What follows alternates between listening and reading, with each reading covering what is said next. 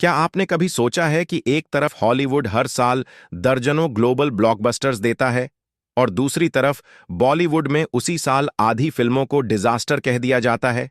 क्या सिर्फ बजट का फर्क है या इसके पीछे कोई गहरा सिनेमैटिक लॉजिक है जिसे ऑडियंस तो महसूस करती है लेकिन इंडस्ट्री अक्सर नजरअंदाज कर देती है?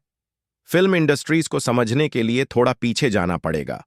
हॉलीवुड की शुरुआत 1910 के आसपास हुई और उसी समय बनी इन ओल्ड कैलिफोर्निया को हॉलीवुड की पहली प्रॉपर नैरेटिव फिल्म माना जाता है।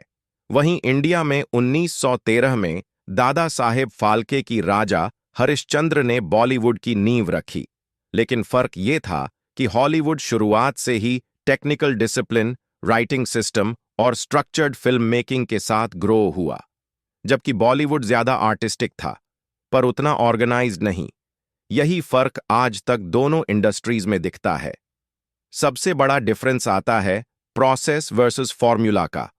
हॉलीवुड में स्क्रिप्ट पहले, एक्टर बाद में आता है। वहां डायरेक्टर और राइटर्स बैठकर पहले ये तय करते हैं कि कहानी क्या कह रही है।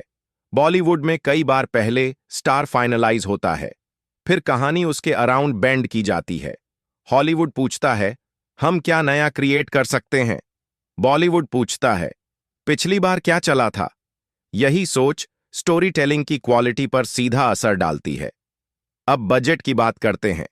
लोग सोचते हैं कि हॉलीवुड रिच है इसलिए उनकी फिल्म्स हिट होती हैं, बट सच ये है कि बिगेस्ट फ्लॉप्स भी हॉलीवुड की ही रही हैं। फर्क बजट में नहीं, बजट के इस्तेमाल में है। Hollywood research, writers, world building और वीएफएक्स पाइपलाइंस पर पैसा खर्च करता है। बॉलीवुड का बड़ा हिस्सा प्रमोशंस, स्टार फीस और सॉन्ग्स पर चला जाता है। हॉलीवुड एक फिल्म के प्री प्रोडक्शन पर मंथ्स स्पेंड करता है। बॉलीवुड कई फिल्म्स एक महीने में प्री प्रोडक्शन निपटा देती हैं। ऑडियंस ये चीजें देखती नहीं पर महसूस जरूर करती है। फिर आता है ऑडियंस अंडरस्टैंडिंग। पहले बॉलीवुड की ऑडियंस को बस एक ही चीज चाहिए थी, entertainment. Hero entry, dance number, action scene, punch line. लेकिन आज की ऑडियंस ग्लोबल हो चुकी है। लोग ओटीटी पर हॉलीवुड बिंग करते हैं, कोरियाई ड्रामा देखते हैं, एनीमे फॉलो करते हैं। उनकी एक्सपेक्टेशंस बढ़ चुकी हैं। लेकिन बॉलीवुड का बड़ा हिस्सा अभी भी पुरानी फॉर्मूला ऑडियंस को टारगेट करता है जो अब एग्जिस्ट ही नहीं करती।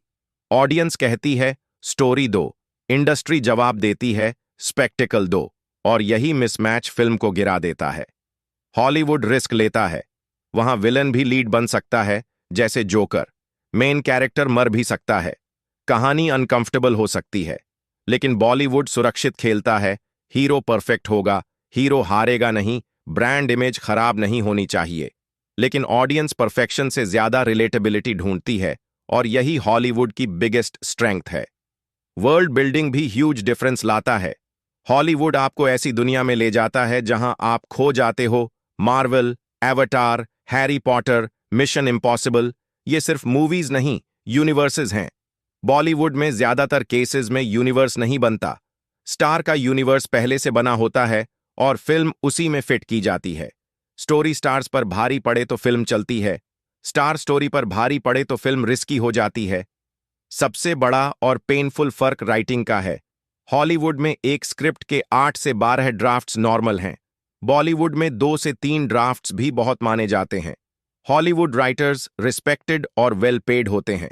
बॉलीवुड में राइटर्स को अक्सर इंपॉर्टेंस कम मिलती है, और जब राइटिंग स्ट्रांग नहीं होती तो चाहे मार्केटिंग कितनी भी कर लो, फिल्म ऑडियंस पकड़ नहीं पाती।